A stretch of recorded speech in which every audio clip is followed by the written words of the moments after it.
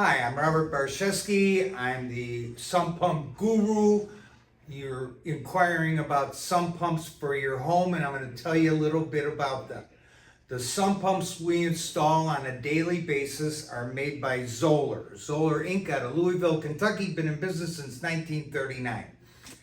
They make the best pumps out there. We put in so many pumps, probably around 100 a day, that we can't afford to put in junk. So we put the best pumps that are available. All Zoller sump pumps are cast iron. They're not flimsy, they're not plastic, there's no sleeves on it. And every sump pump is engineered for 1.5-inch discharge. So no matter what size the pump, the discharge is still going to be the same, all 1.5 inches. The M53 will pump 36 gallons a minute. The M98 will pump 60 gallons a minute, and the N98 will pump 60 gallons a minute.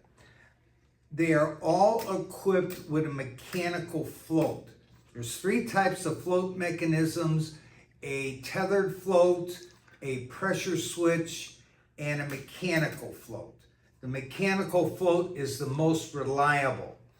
The switches are all internal. You can hear it click on, click off. You can test it manually if you wanted to by lifting the float.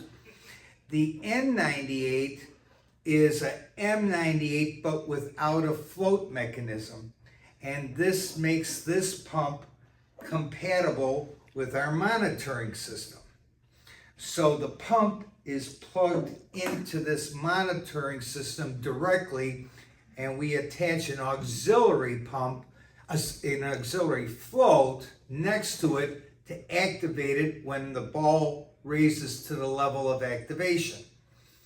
And by having a float that is able to be moved around within the pit, there's some space savings that you'll gain by that. So, if 2 pumps are right together, they may obstruct each other with the operations of the float.